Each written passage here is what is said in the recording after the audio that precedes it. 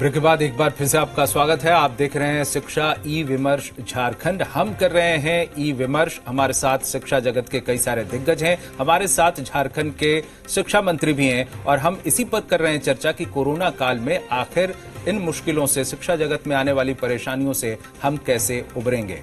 हमारे साथ तमाम खास मेहमान हैं और चलते हैं एक एक कर फिर से सवाल लेते हैं। अनुपम बिल्कुल। और डॉक्टर राम सिंह से दरअसल मेरा ये सवाल था, क्योंकि जिस तरीके से सरकार ने अपनी कमियां गिनवाई हैं, क्या आप ये मानते हैं कि इन्हीं कमियों की वजह से पेरेंट्स जो है वो प्राइवेट स्कूल की तरफ रुख करते हैं बेटर देन सरकारी स्कूल?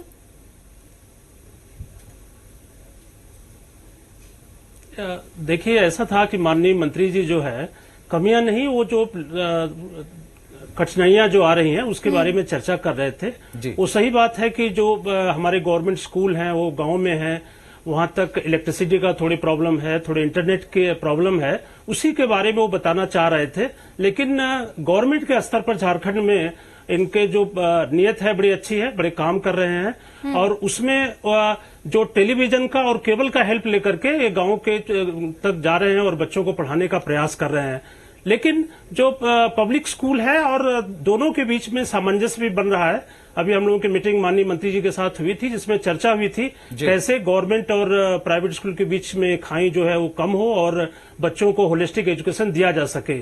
तो हमको लगता है कि जो स्वयं प्रभा टेलीविजन जो है, जिसके थ्रू 24x7 आवर्स और 32-34 चैनल है जो सरकार ने, एनसीईआरटी ने और सीबीएसई ने और सब कर रहे हैं, उसके माध्यम से हमको लगता है कि ये पढ़ाई जो है वो ऑनलाइन होगी और अच्छी होगी। एक सवाल है हमारे दर्शक का, बीच बीच में दर्शकों के भी सवाल आ रहे हैं। अनमोल पूछ रहे हैं धनबाद से, 12वीं की तैयारी कैसे करूं, कोचिंग स्कूल बंद हैं, करियर का आगे क्या होगा, ये चिंता उन्हें सता रही है।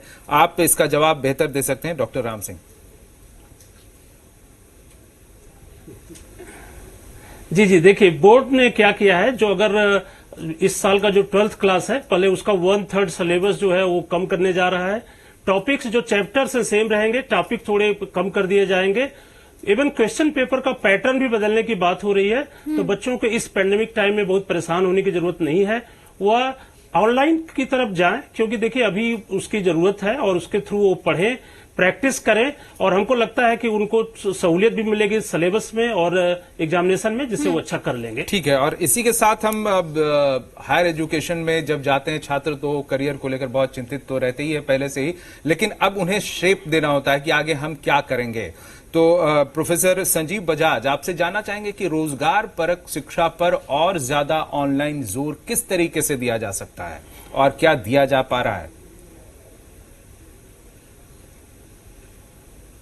देखिए, जैसा कि हम लोग बोलते हैं हमेशा कि समस्या में ही हमें नई चुनौतियां और नई अपॉर्चुनिटीज मिलती हैं। तो इसी प्रकार से आज की तारीख में ये जो क्राइसिस में हमारा पैराडाइम शिफ्ट हुआ है एजुकेशन में पूरा का पूरा, तो बच्चों को अपने करियर डेवलपमेंट के लिए, देखिए बच्चे अक्सर हम लोगों से बोला करते थे कॉलेज में कि सर आने जाने में बहुत समय बर्बाद हो जाता है, हम लोगों का सेल्फ स्टडी के लिए टाइम नहीं मिल पाता है और हम लोग जो एड ऑन कोर्सेज करना चाहते हैं वो नहीं कर पाते हैं। आज की तारीख में जितना कि मेरा नॉलेज है और जैसा कि मैंने अभी कुछ पिछले 3 महीनों में लगभग 100 दिन में हम लोगों ने रिसर्च की कि ज्यादातर यूनिवर्सिटीज ने, चाहे वो नेशनल लेवल पे हो या इंटरनेशनल में हो या बहुत सारी दूसरी संस्थाएं, उन्होंने अपने कोर्सेज ऑलमोस्ट फ्री कर दिए हैं। ये एक अपने आप में ऐसी चीज है जिससे कि जो बच्चे सीखना चाहते हैं उनके लिए इतना अधिक मटेरियल अवेलेबल हो गया है, इतनी अधिक जानकारी उपलब्ध हो गई है कि अगर बच्चे चाहें तो उस क्षेत्र में जितने भी कोर्सेज करना चाहते हैं, एड ऑन कोर्सेज, वो कर सकते हैं। इसी तरीके से मुझे एक, अभी जब आपने पूछा था श्री राम सिंह जी से, तो मैं ऐड करना चाहूंगा कि जैसे यूनिवर्सिटी लेवल पे हम लोगों ने मूक्स के लिए किया है कि ज्यादातर बच्चे जो है वो ओपन कोर्सेज शुरू हो गए हैं। इसी प्रकार से मुझे लगता है स्कूल लेवल पे भी प्राइवेट और सरकारी स्कूलों को कोलैबोरेट करना होगा और जो जैसे ज्यादातर प्राइवेट स्कूलों ने अपने वीडियो रिकॉर्ड किए हैं, सेशंस रिकॉर्ड किए हैं, अगर सरकार की तरफ से एक इंटेंट जारी हो तो वो सरकारी स्कूल के बच्चों को भी अगर उन लेक्चर्स की जो प्राइवेट स्कूल के टीचर्स ने रिकॉर्ड किए हैं, अगर उनका एक्सेस मिल पाए तो इस गैप को भरा जा सकता है, तो बच्चे वो तैयारी कर पाएंगे। ठीक है, इसके लिए आप तैयार हैं और पूरी एक होलिस्टिक एजुकेशन प्रोवाइड करने की कि सरकारी और प्राइवेट का गैप नहीं रहेगा। ये इसी से यही सवाल हम करना चाहेंगे डॉक्टर अजीत कुमार पांडे से, एमआईटी यूनिवर्सिटी रांची से हैं आप। सवाल है कि जो ऐसी शिक्षा हो तत्काल उन्हें रोजगार मुहैया करवा पाए। अब जो पहले से ट्रेडिशनल तरीके की पढ़ाई थी उसके साथ साथ उसी में जब चुनौतियां पेश आ रही हैं तो आप देखिए कि रोजगार परक शिक्षा में तो और ज्यादा चुनौती होगी। तो इसको लेकर क्या प्लानिंग है, क्या कुछ किया जा सकता है?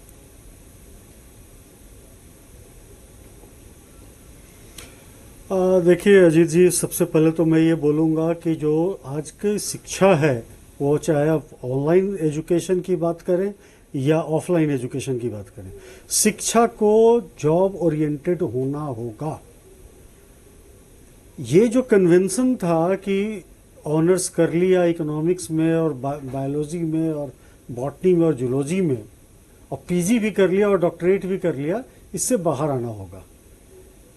इसकी जगह पे हमें जो प्रोफेशनल एजुकेशन है उस पे बल देना पड़ेगा। नहीं तो ये तो बात हो ही चुकी है। सवाल है कोरोना काल में हम उस तरफ मूव कर रहे हैं क्या, उसकी क्या परेशानियां हैं? क्योंकि जितने भी प्रोफेशनल कोर्सेज हैं उनमें प्रैक्टिकल क्लासेस का बहुत ज्यादा रोल होता है, तो हम उसे कैसे आगे इंप्लीमेंट कर पा रहे हैं या कर पाएंगे? इसके लिए क्या तैयारियां जरूरी हैं? छात्रों को कैसे प्रेरित किया जाए या फिर गवर्नमेंट को इस डायरेक्शन में कैसे मोबिलाइज किया जाए? सीखने का यहाँ पे जी, अब मैं समझ गया आपकी बात को। इसमें हम आएंगे एरिस्टोटेलियन पेडागोजी पे, जो कि लिमिटेड नहीं था चार दीवारी के बीच में। While walking education was being provided. यहां पर जो हम कहते हैं कि ऐसे में कैसे होगा, ऑनलाइन की बात करें तो वर्चुअल लैब्स भरे पड़े हैं। आज के डेट में अगर कोई पूछता है कि मसाला डोसा कैसे बनाएं, तो यूट्यूब पे उसके 100 वीडियो हैं और बच्चे आसानी से, लोग, गृहिणियां आसानी से उस यूट्यूब को देख करके सीख लेती है मसाला डोसा कैसे बने। यूट्यूब पे 100 स्टार्टअप्स के आइडिया पड़े हुए हैं जिसको देख करके बच्चे सीख लेते हैं। देखिए, सोशल मीडिया पर बहुत कुछ है, यूट्यूब पर बहुत कुछ है, लेकिन हम कंपाइल करके एक शेप देते हैं, एक सिलेबस का एक रूप देते हैं, एक डायरेक्शन देते हैं। और संस्थानों का महत्व तो इसीलिए है ना, बाकी बहुत सारी चीजें, स्टडी मटेरियल्स तो बाहर है ही, लेकिन जब हम जॉब ओरिएंटेड एजुकेशन की बात करते हैं, प्रोफेशनल कोर्सेज की बात करते हैं, तो आपको एक कंपाइल, एक कैप्सूल कोर्स या अलग अलग तरह के इस तरह के कोर्स आपको मुहैया करवाने होंगे। और बहुत सारे तो वो ऑनलाइन कैसे किए जाए? एब्सोल्युटली इसी पॉइंट पे मैं आ रहा हूं।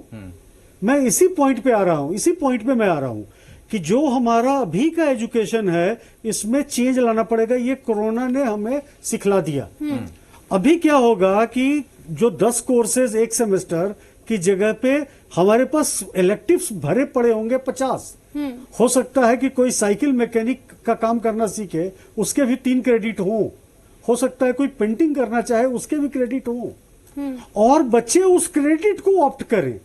और सरकार की जो संस्थान है, हमारे माननीय शिक्षा मंत्री जी बैठे हैं हमारे साथ, ये इस चीज को सुनिश्चित करें कि कोई भी बच्चा अगर 40 क्रेडिट अर्न कर लेता है, एग्जामिनेशन दे के 50 क्रेडिट अर्न कर लेता है, तो उसको हम मानेंगे। बिल्कुल अजीत जी, और दरअसल ये समझने की अब हमें जरूरत भी है और इसका सोल्यूशन भी किसी तरीके से आपको और सरकार को मिलकर ढूंढना होगा, क्योंकि कई ऐसे कोर्सेज हैं जो सिर्फ और सिर्फ प्रैक्टिकल नॉलेज पर ही बेस्ड होते हैं। हमारे साथ लगातार जगन्नाथ महतो जी जुड़े हुए, उनसे भी बातचीत करते हैं। जगन्नाथ जी, क्योंकि देखिए अभी जो है ये पैंडेमिक जल्दी जाने नहीं वाला है, जिस तरीके से WHO की तरफ से लगातार हिदायतें भी दी जा रही हैं, ऐसे में हमने ये तो देख लिया, क्योंकि हम पहले से तैयार नहीं थे इस चीज के लिए, अगर आने वाले दिनों में ये इन चीजों से हम निकल नहीं पाते तो उसके लिए सरकार की क्या कुछ तैयारी है?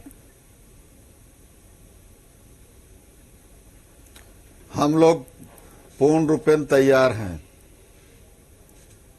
कि हम इस क्षेत्र में आगे कैसे बढ़ेंगे, और पूर्ण रूपेण तैयार के साथ नेट सिस्टम हो। नेट के साथ हमने गिरिडीह में केबल सिस्टम शुरू किए थे और अभी भी पढ़ाई चल रहा है। सर, तैयारी की थोड़ी सी जानकारी जो है वो छात्र भी जानना चाहते हैं कि सरकार की तरफ से क्या कुछ किया जा रहा है। हम तो हमारे जो छात्र भी जानकारी ले रहे थे, हम तो कहेंगे कि बिना किताब पढ़े हुए पास नहीं हो सकते हैं। हम तो कहेंगे, मेरा व्यक्तिगत विचार है, जितने छात्र हैं सभी छात्र अपने घर में किताब को पढ़ें, स्टडी करें। यदि जो समझ में नहीं आएगा तो अपने क्लास टीचर से फोन के माध्यम से संपर्क करें। गांव के स्कूल में गांव में टीचर रहते हैं, उनके जाके चाहे उनसे संपर्क करें। इस कोरोना के माध्यम में बहुत बड़ा उपलब्धि होगा। हमारे बच्चे पढ़ेंगे अपने किताब को चैप्टर खोल के देखेंगे, पढ़ेंगे, तो हमको लगता है बेसी लाभ होगा।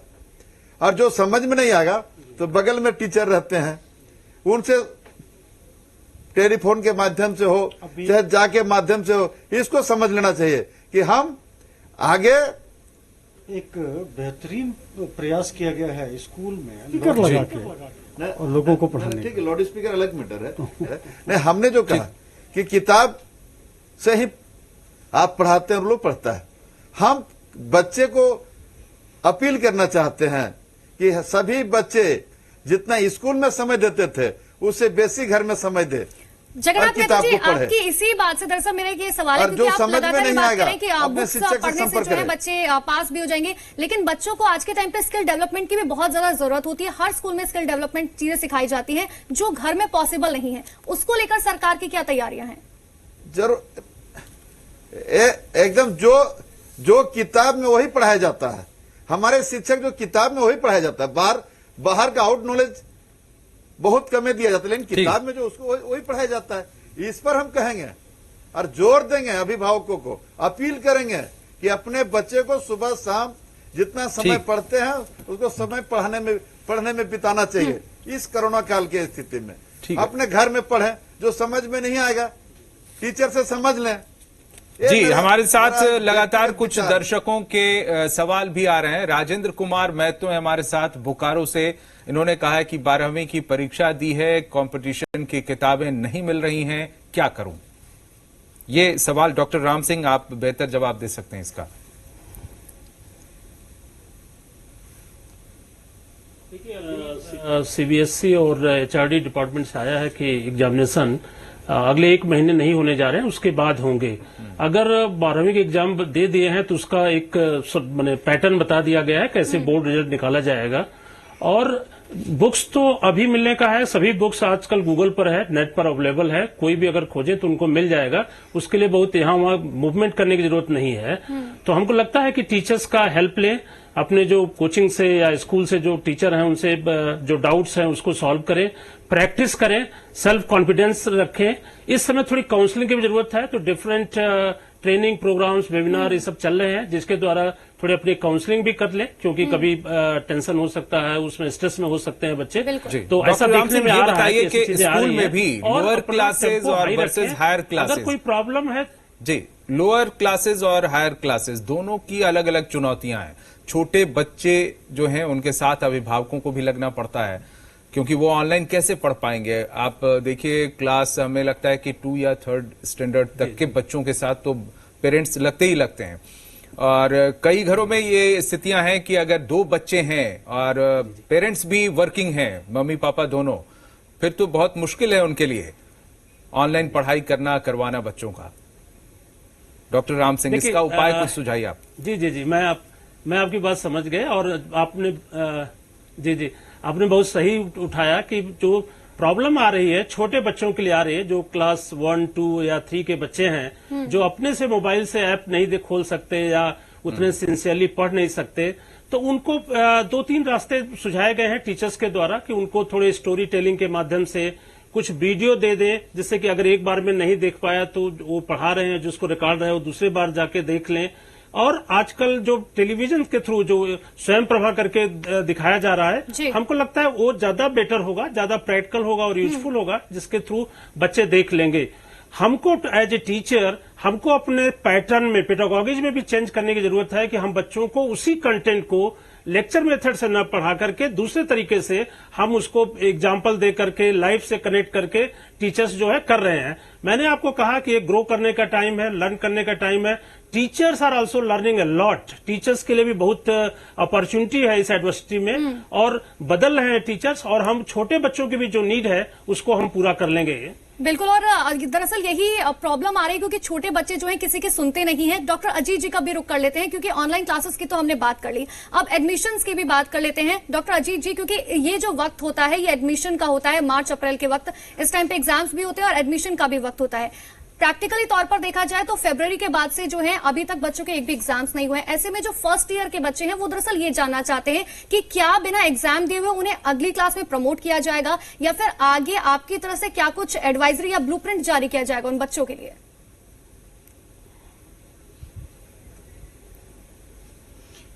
अनुपमा जी देखिए, इस पे गवर्नमेंट का ऑलरेडी एडवाइजरी आ चुका है।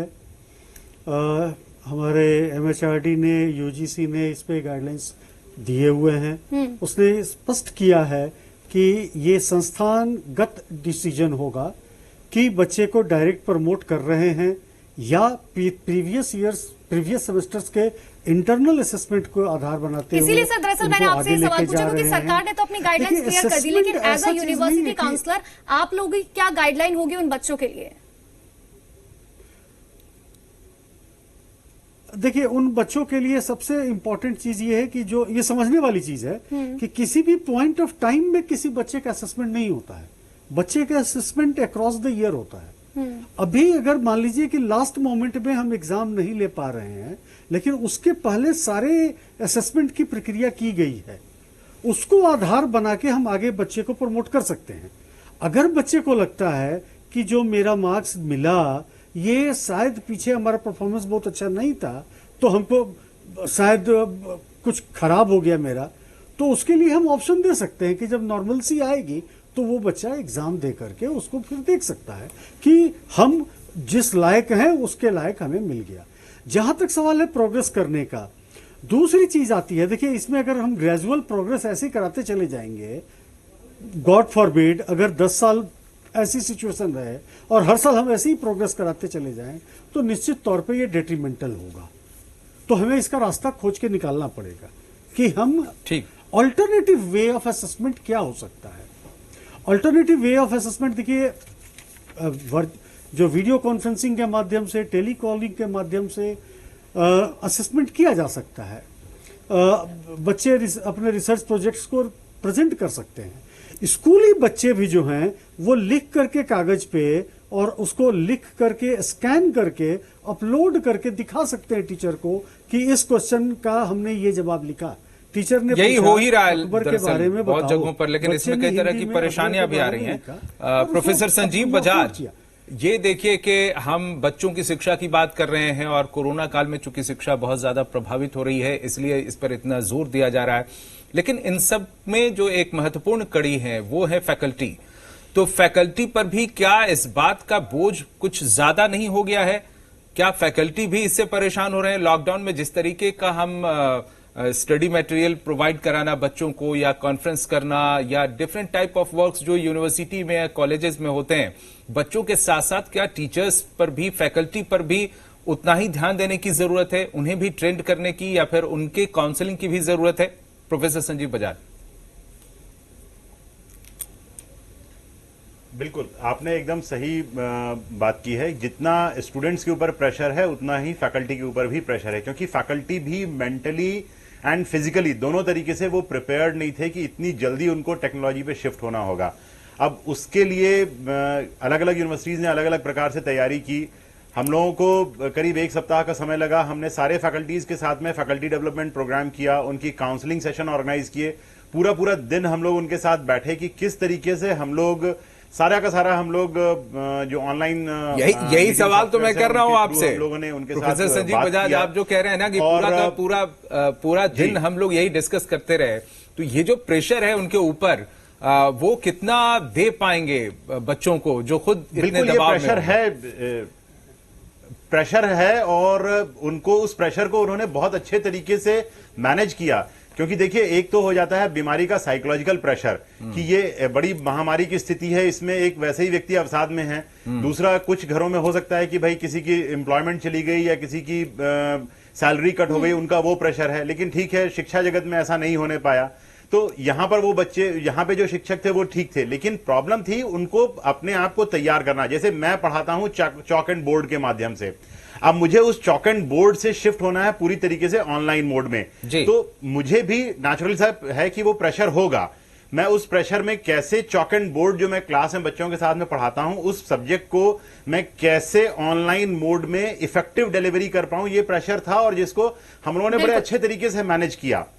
हम लोगों ने दूसरे शिक्षकों से सीखा, और हम लोगों ने जो इस चीज में पहले से कुछ फॉरेन यूनिवर्सिटीज में जो प्रोफेसर्स पढ़ा रहे थे, जो दूसरे कॉलेजेस में जो प्रोफेसर थे जो ऑनलाइन कोर्सेज कंडक्ट कराते हैं, हम लोगों ने उनके साथ वर्कशॉप की अपने शिक्षकों की, और उनसे सीखा कि ये कैसे किया जा सकता है। और बड़े अच्छे ढंग से हम 1 हफ्ते में ही और सारे लगभग आप देखिएगा सब लोगों ने अलग अलग तरीके से इवॉल्व किया। और ये एक आदमी की प्रकृति होती है कि वो बहुत जल्दी सीखता है और बहुत जल्दी अडॉप्ट कर लेता है, ना केवल स्कूल एजुकेशन में, कॉलेज एजुकेशन में, बल्कि टीचर्स ने उस सारी चीज को बहुत अच्छे से मैनेज किया। हाँ, जो पहले शिक्षक स्कूल में जाता था 7 घंटे 8 घंटे आंसर शीट इवैल्यूएशन ये सब चीजों में लगा होता था, उससे उसको गैप मिला तो उसने अपनी प्रिपरेशन की, कंटेंट तैयार किया। काबिले तारीफ है क्योंकि हर बच्चे को आप लोग जो है इतना टाइम देकर ही समझा रहे हैं कि आखिर किस तरीके से जो है आगे बढ़ना चाहिए। डॉक्टर राम सिंह जी, कुछ ऐसे सवाल हैं जो दर्शकों की तरफ से आ रहे हैं। एक सवाल ये है कि लॉकडाउन के वक्त में पढ़ाई नहीं हो पा रही, ट्यूशन भी नहीं जा पा रहे हैं ज्यादा, अब ऐसे में 12th में जो है उन्हें अच्छे नंबर चाहिए, उसके लिए क्या करें?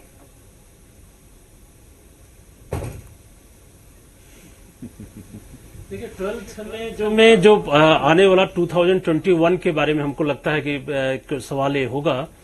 और हम बार बार रिपीट कर रहे हैं कि सिलेबस को कम करने जा रहा है, एग्जामिनेशन के पैटर्न को बदलने जा रहे हैं, इंटरनल असेसमेंट को ज्यादा प्रमोट करने जा रहे हैं।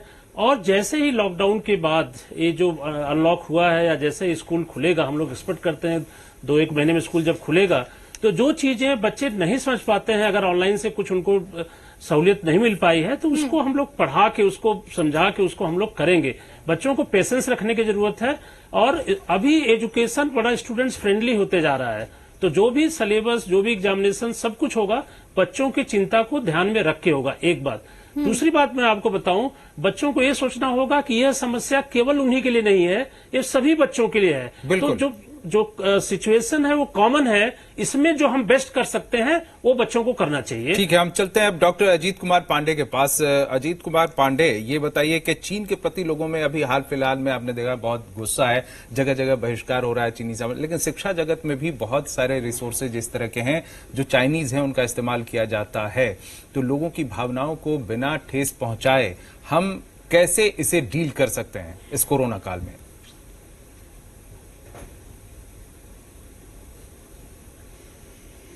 अजीत जी, ये राष्ट्रीय सेंटीमेंट की बात है। आज के समय में सारे लोग निश्चित तौर पे चाइना और चाइनीज प्रोडक्ट से मुखालफत कर रहे हैं।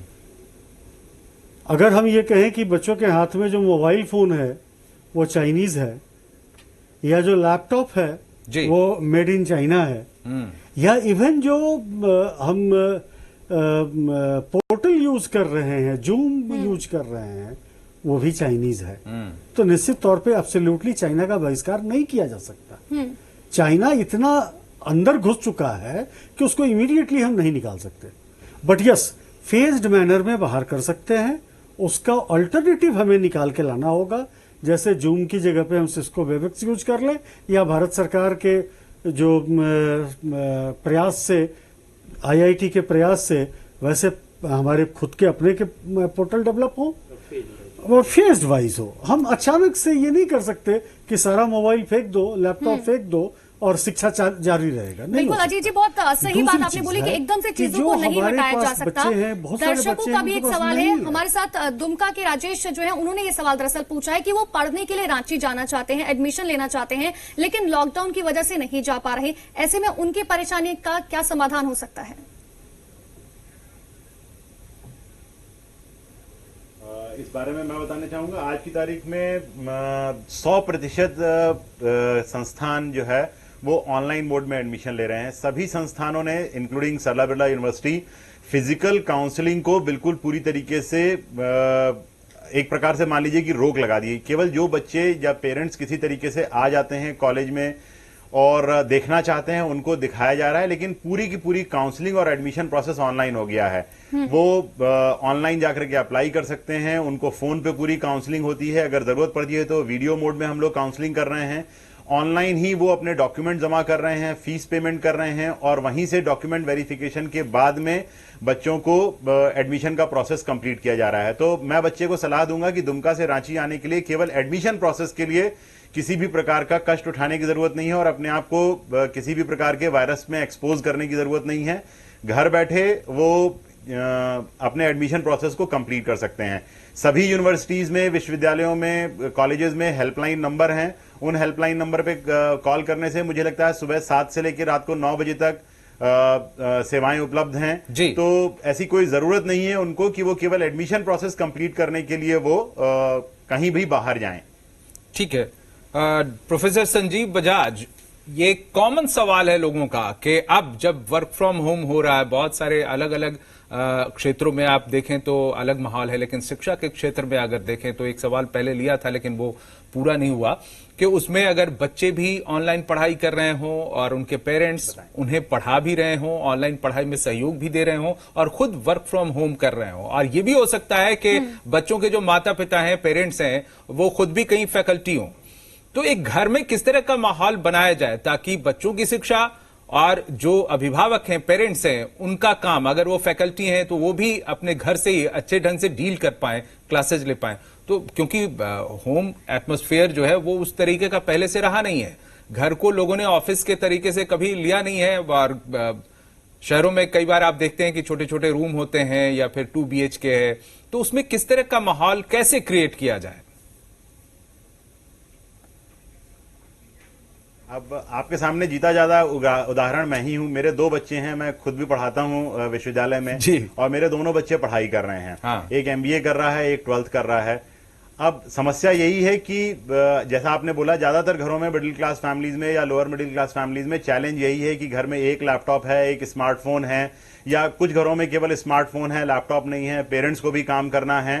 तो इस चीज को कैसे मैनेज किया जाए? लेकिन अच्छी बात यह है कि हमारे पास में सुबह 7 बजे से लेकर के रात को 9 बजे तक का समय उपलब्ध है। अब कुछ संस्थानों जैसे अभी हम लोग सबसे सुन रहे थे कि भाई वीडियो रिकॉर्डेड कर दिया है, तो मान लीजिए जैसे मैं सुबेरे 4 घंटे क्लासेस ले रहा हूं, तो मैं 4 घंटे क्लासेस ले रहा हूं, उसके बाद में मेरा लैपटॉप जो है वो मेरा बेटा शेयर कर रहा है। ठीक है, आज की तारीख में ठीक है, हम अफोर्ड कर सकते हैं, तो मेरे पास में, मेरे बच्चों के पास में स्मार्टफोन है। लेकिन जिन घरों में नहीं है, वहां पर बच्चे शेड्यूलिंग कर रहे हैं या पेरेंट्स शेड्यूलिंग कर रहे हैं कि भाई 2 घंटे बड़ा बेटा पढ़ लेगा, उसके बाद 2 घंटे बड़ी बेटी पढ़ लेगी या छोटी बेटी पढ़ लेगी। इस तरीके से मैनेज कर रहे हैं। दिक्कत हो रही है, इसमें कोई डाउट नहीं है कि दिक्कत नहीं हो रही है, और यही कारण है कि बहुत सारे पेरेंट्स ने, अगर आपने पढ़ा भी हो, सुना भी होगा आपने कि इस पर्टिकुलर पीरियड में लैपटॉप्स की सेल बहुत बढ़ी है, डेस्कटॉप की सेल्स बहुत बढ़ी है। कारण सिर्फ यही है कि पेरेंट्स अपने बच्चों के लिए कुछ भी करने को तैयार हैं, कर्जा लेकर के उनको अच्छी शिक्षा देने के लिए वो तैयार हैं। तो पेरेंट्स ने वो रिसोर्सेज भी जमा किए हैं। तो धीरे धीरे हम लोग सबको इवॉल्व कर रहे हैं, एंड तकलीफ तो हुई है, इसमें कोई डाउट नहीं है कि इस कोरोना काल में बच्चों की पढ़ाई को बनाए रखने के लिए सभी को बहुत तकलीफ हुई है। बिल्कुल अजीत जी, और ये अच्छी बात है कि तकलीफ में भी आप लोग जो है बच्चों के साथ लेकिन सबने उसको मैनेज किया है। चल रहे हैं। अब जैसे आपने एक एग्जांपल दिया कि छोटे छोटे घर हैं, तो मैंने देखा मेरे मित्र के घर में उन्होंने अपनी एक दीवार पे अलमारी के सामने कर्टन डाल लिया कि भाई जब उनको वो ऑफिस रन करना होता है तो वो डाइनिंग टेबल पे बैठते हैं, पीछे कर्टन डाल लेते हैं कि वो उनके घर का क्या हालत है वो दिखाई ना दे। लेकिन हर व्यक्ति अपनी इज्जत को बनाए रखते हुए बेस्ट तरीके से काम करना चाहता है, और लोगों ने किया है। कोरोना के टाइम पे और लॉकडाउन के टाइम पे जो है अलग अलग ट्रिक्स जो है अपनाई गई है ताकि सारे काम जो है शेड्यूल के तरीके से चलते जाएं। जगन्नाथ महतो जी, एक चीज समझाइएगा, क्योंकि बहुत से छात्र ऐसे हैं जो झारखंड वापस लौटे थे, दूसरे शहर में पढ़ने के लिए गए थे, लेकिन अब जब सारी चीजें सामान्य हो जाएंगी उसके बाद वो शहर वापस ना जाए, चाहे रोजगार के लिए या शिक्षा के लिए, उसके लिए सरकार की क्या तैयारियां हैं? सरकार के पास मैडम पूरा तैयारी है। तैयारी के साथ चाहे रोजगार हो चाहे पढ़ाई हो, जब सरकार इतना तैयार है, जो बाहर में प्रवासी मजदूर को जहाज से ला सकता है तो यहाँ पढ़ा सकता है। पूरा सरकार तैयार है। सर, तैयारियों की जानकारी दरअसल जरा सा भी इसमें कहें किंतु परंतु नहीं है जी। अब जानकारी चलिए, समय आएगा, जानकारी दे दिया जाएगा। ठीक है, जिस तरह जो आएगा समस्या वो समाधान होगा। पूरा सरकार तैयार है। अभी हम व्हाट्सएप बोल रहे हैं, व्हाट्सएप है, नेट है। अभी जो हमने कहा कि घर घर जाकर इच्छा शक्ति बढ़ाना होगा। जब तक इच्छा शक्ति नहीं बढ़ेगा तब तक हम लोग कुछ नहीं कर पाएंगे। बिल्कुल बिल्कुल, और ये उम्मीद भी है कि आने वाले समय में कोरोना पीरियड से हम उभरे निकलें तो एक बेहतर शिक्षा के माहौल के लिए तैयार हमें लोग पाएं, क्योंकि बहुत कुछ सिखाया है कोरोना काल ने। हो सकता है कि जब क्लासरूम कोचिंग या टीचिंग जैसे पहले चलता था उस तरीके से चले, और उसके साथ साथ हम ऑनलाइन को भी लेकर चले इस तरीके से, जैसे कि वो दोनों एक दूसरे के पूरक हों। बहुत बहुत आप सबका शुक्रिया हमारे साथ जुड़ने के लिए। जगन्नाथ महतो, प्रोफेसर संजीव बजाज, डॉक्टर अजीत कुमार पांडे और डॉक्टर राम सिंह हमारे साथ आप सब जुड़े शिक्षा ई विमर्श झारखंड में। आप सबका बहुत बहुत धन्यवाद। और बिल्कुल हम आपसे यही अपील करते हैं कि घर में रहिए, सुरक्षित रहिए, पढ़ाई कीजिए, और जिस भी तरीके कोई परेशानी आ रही है, अभिभावक टीचर्स जो हैं आपके साथ हमेशा मौजूद है। घर पर रहिए, सुरक्षित रहिए और जी बिहार झारखंड देखते रहिए। कई सारे आगे इस तरह के भी विमर्श जी बिहार झारखंड पर आपको देखने को मिलेंगे, जिनसे आपकी सुविधा और बेहतर हो सकेगी। फिलहाल इस कार्यक्रम में इतना ही। देखते रहिए जी बिहार झारखंड। नमस्कार।